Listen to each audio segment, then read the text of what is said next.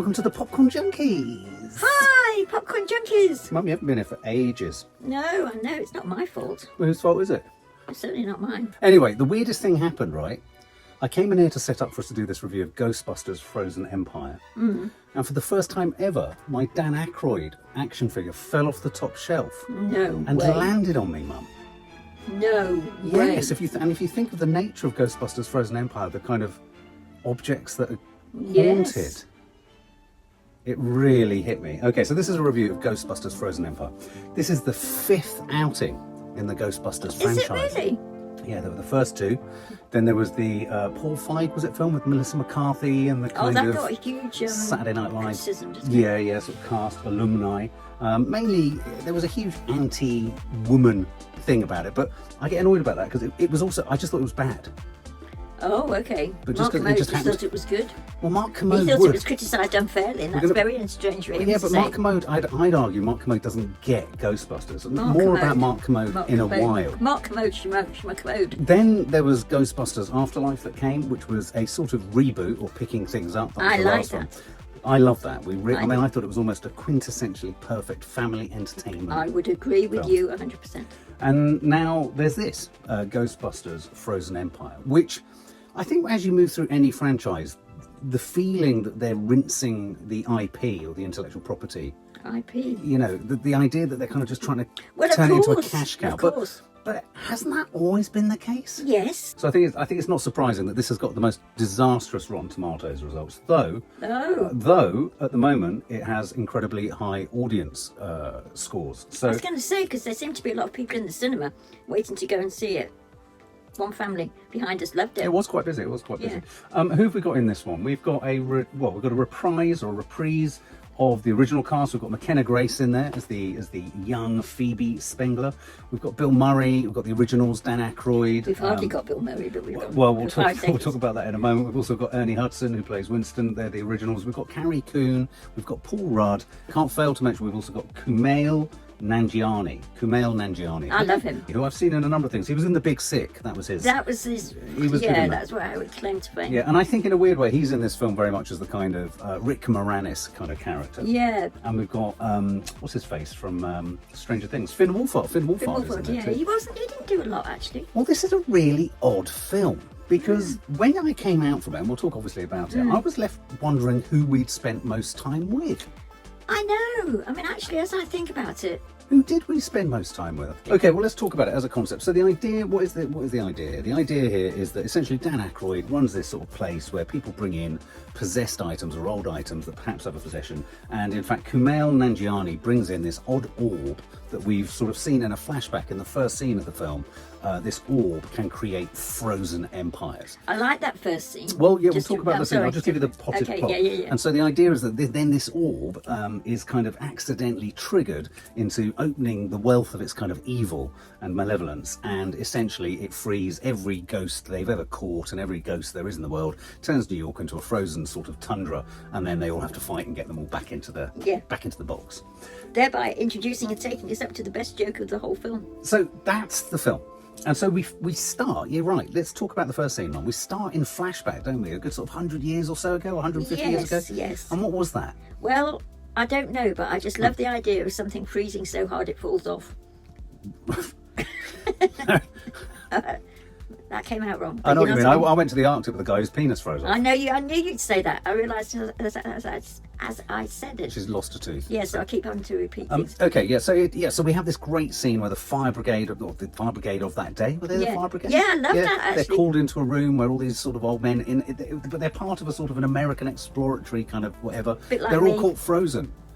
And in a corner, you see someone with chainmail on, sort of with this. It's a brilliant orb. It's a bit like Hellraiser's cube. The orb was good. But didn't it remind you of like almost the keys of a kind of typewriter? It did. And it kind of goes. But isn't there a famous thing like that? There might be. Anyway, so this has frozen everything. So we've had a neat, simple, very scary, and I liked the opening. I did. And then we join our family, don't we? Again, it's a blended family. We've got Paul Rudd, who's not really a stepdad, hasn't really been accepted by Phoebe, played by Mckenna Grace. You've got Carrie Coon, who's the girlfriend. Now, the thing I liked about Afterlife was I thought the shtick between Paul Rudd and Carrie Coon was really good. Yeah, I did. And if I had one disappointment with this film was I didn't really get much of that in this. No, and I'll tell you something even more contentious, is that, and it happened to me at about exactly the same stage of the film as you're talking about, is that I started to think, I have never thought this in my life before, but Paul Rudd is getting on my nerves. He's not convincing me. He is not convincing me. Mr. Nice Guy, for once, who I last saw being an Ant-Man somewhere. What He's sort not of cheeky, chappy, hangdog, throw I myself felt he under the framed in bus? his performance, which is very unusual for me to say. We did have a lot to do. I mean, to be honest with you, I was going back to this idea of who did we spend most time with. I think we spent most time with McKenna Grace, the young girl.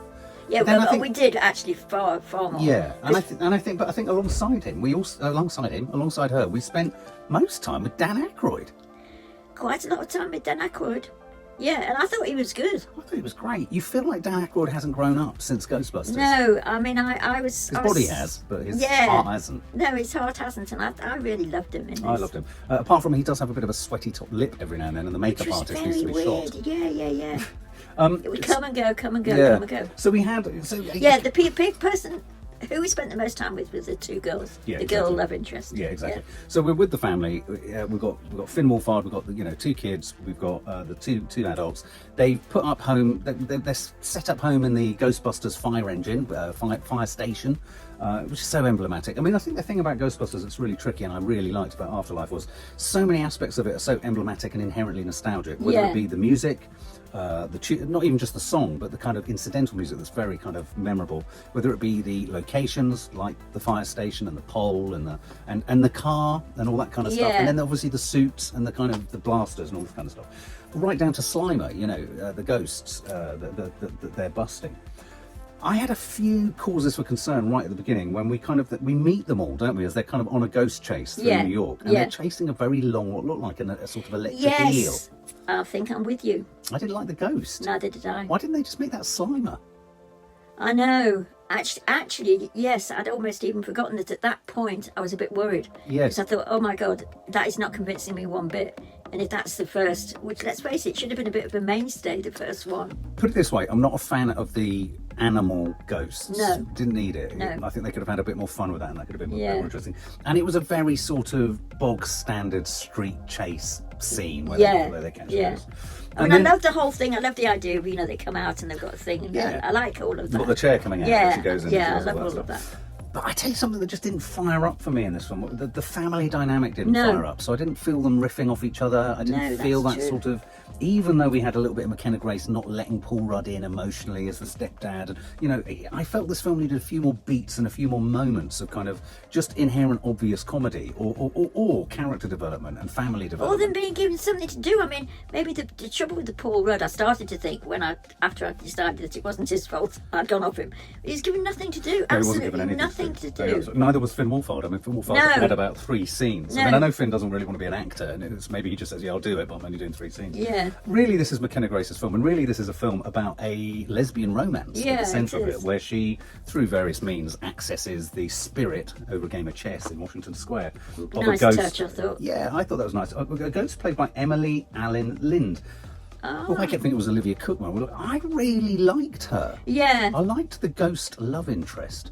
Yeah, you liked her more than me, but then I grew to love her. What did you think of them having right front and centre of this film a lesbian love interest? Well, I mean, what can I say? I mean, I totally approved. Yeah. I think it was quite bold, quite brave. Bold, yeah. It didn't overplay it. No. You felt how this is an unrequited love. Surely she's on one plane of existence and she's on another. Exactly. But there was something nice about it. But then, of course, it transpires that what's happening here is that the ghost, played by Alyn Lind, is leading McKenna Grace astray. Yeah. Okay, so we get to the point where this orb has been handed in, and I think by this point, for me, Kumail Nanjiani, sorry, I can't pronounce it. For me, he was the guilty pleasure. He was increasingly the guilty pleasure throughout. It was increasingly the guilty pleasure for me as well. Plus, who was another huge guilty pleasure, but wasn't in it for long enough, was the librarian. The librarian, played by Patton Oswalt. I loved him. Big shout out. His scene was sensational. Yeah, I wanted him on screen more. I wanted him back. I think these films are at their best when they really go into that whole library research, look at the original manuscripts, check out the hieroglyphs, relate it to a story. I mean, there was quite an extended animated sequence, which I thought was done quite niftily. Yeah, I liked it. I did. And I thought it was quite bold to illustrate the sort of,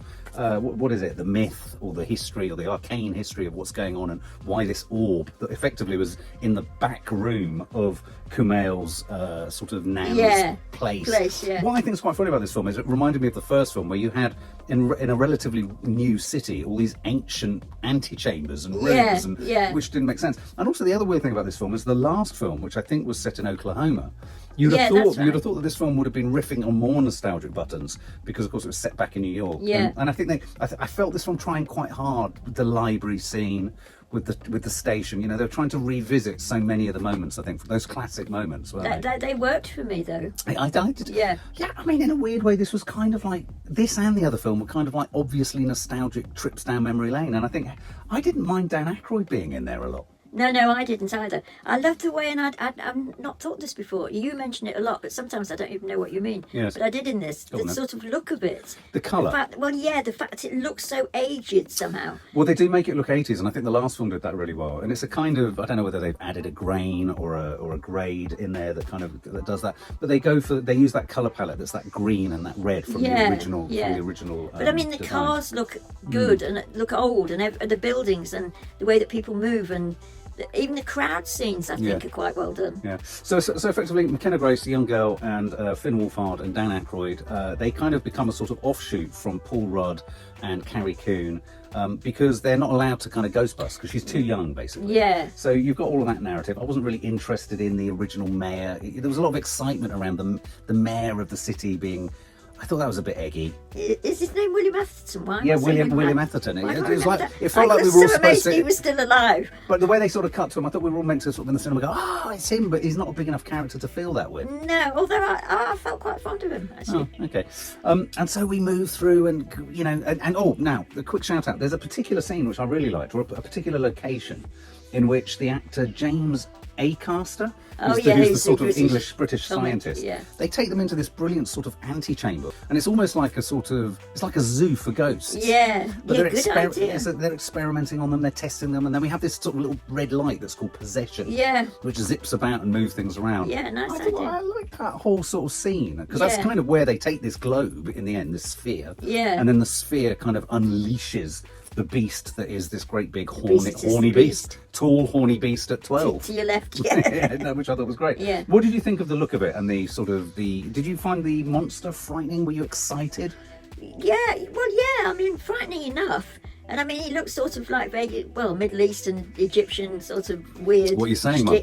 You say Middle Eastern and Egyptians are scary? Well, yeah, and also not a spider, which was the main sort of Well, most point. things are spiders, Mum. Spider-like, aren't they? And that wasn't. So I like the way he screwed... Oh, no, he didn't screw. He sunk the horns into his head with metal spikes. I like that. Yeah, no, I liked him altogether. Yeah, and then we had Kumail Nanjiani's character begins to discover that really he's the gatekeeper? No, he's the fire starter. He's the fire maker. There's a fire maker. And he was so pleased. Yeah, but he did a really good job of really taking the piss out of himself and the plot and him trying to be able to light that candle. Now, something I want to take umbrage with Mark Kermode on. Okay. In his review, which was absolutely eviscerating, he just destroyed it. He hated every second of it. But he's clearly hated every single Ghostbuster there's been, apart from the one that was least like Ghostbusters, which tells you everything. Interesting. Yeah. But in his most recent review, check it out. He says, "Oh, this film is awful," and he cites this reason. He says, "We do a little bit of a scene of action, go back to Bill Murray. A little bit of scene of action, go back to Bill Murray. Action, Bill Murray." It's a lie. Yeah. Bill Murray is in this film on 3 occasions. Yeah. 3 occasions. Yeah. They don't rely on him too much. He delivers only a couple of lines, only one of which was really funny. Yeah. There's one really funny scene where he's testing Kumail Nanjiani and he's throwing pens at him. Yeah. Which was hysterical. Yeah. I mean, it was just a hysterical It's almost like scene. they just left them alone to do that. And of course there's that sort of scene with him doing a similar thing, almost like the kind of lie detector thing where he's trying to work out his answers to questions. Yeah. I thought Bill Murray was very sort of backgrounded in this. Well, I wondered if there's something wrong with him or something, or he hadn't agreed to do a full part. He was so nothing. I think he's always been a bit begrudging about doing too much of it. Yeah, no, I think you're right. But the only reason I've got that gripe is that I hate it when a reviewer actually is inaccurate, because that is not a fair description. Yeah. This film doesn't overly rely on Bill Murray. It might not be the funniest entry in the five of the five Ghostbusters. It might not be the most successful, but it certainly isn't trying to lean on the Bill Murray-ness of Bill Murray all the way through. If anything, not at all. The opposite. Quite the opposite. It's Dan Aykroyd's film in a way. Yeah, it is in a way. But it was funny. It was also weird to me that that Bill Murray was in it so little. Yeah. I mean, I wanted him.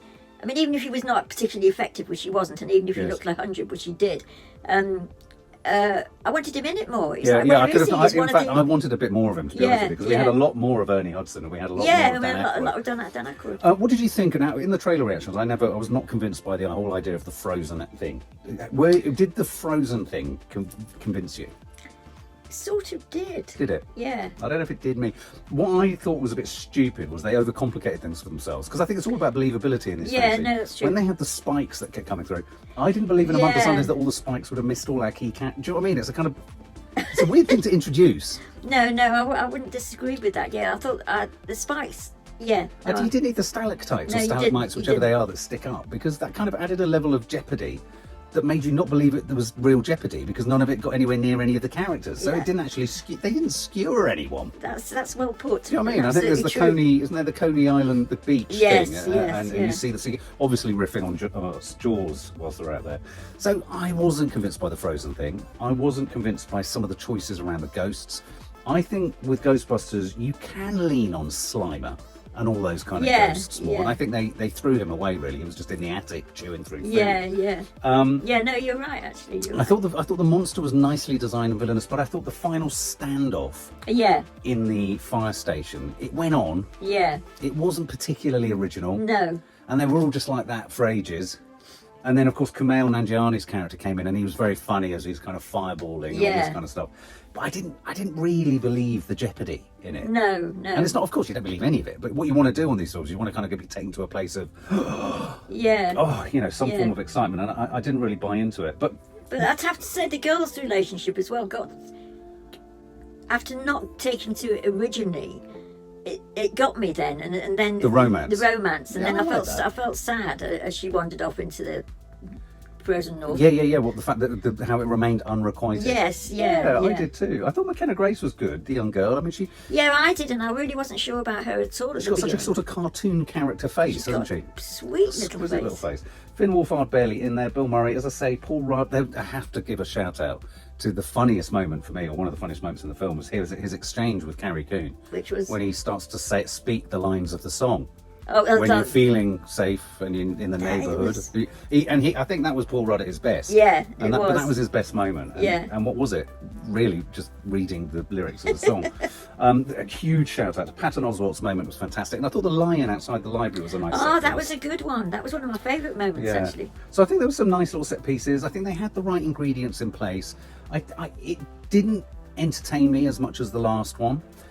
It certainly came nowhere near the first Ghostbusters. No. It had a nice smattering of tiny little Stay Puft marshmallow men. The marshmallow men. I mean, I have to say, stay for the mid-credit moment, because there's nothing more satisfying than seeing a little tiny Stay Puft marshmallow man shove a cigarette lighter from the car into its face. I know. So sweet. They're into self-harm, those little fuckers. They are. They're very, very sweet. Logan Kim added nothing for me, who's the young boy who was with them running around. I didn't get him at all. Absolutely. Celeste O'Connor, she was in there, but nothing really. It had too many characters in there. I think it needed a few more moments where it was just funny. Okay, if you had to sum it up and give it a score, what would you give it? Well, having been, first of all, not going to go with the brief girl and girl scene, but then deciding that I did like them. Yeah. And I like the ghost particularly. Yeah, the ghost girl. The ghost girl. Yeah. And so that sort of got me there. I mean, there was, in actual fact, I was going to say they could have relied on that more, but they did rely on it a lot. Yes. But we needn't have had all the individual little characters, like you say, the boy and the other girl. I'd have dropped what I mean. I would have dropped a few of the other characters, so we could have spent a bit more time with Paul Rudd, Carrie Coon. I mean, because they were excellent in the last film. Yeah, they were. They were given nothing to do in this, weren't they? No, and I mean, I like the whole concept of freezing. I like freezing a lot. And I like the Robert Frost poem at the beginning. Oh, yeah, Robert Frost. Fire and ice, all the way. Wow. And and his name's Robert Frost. I know, it's so funny, isn't it?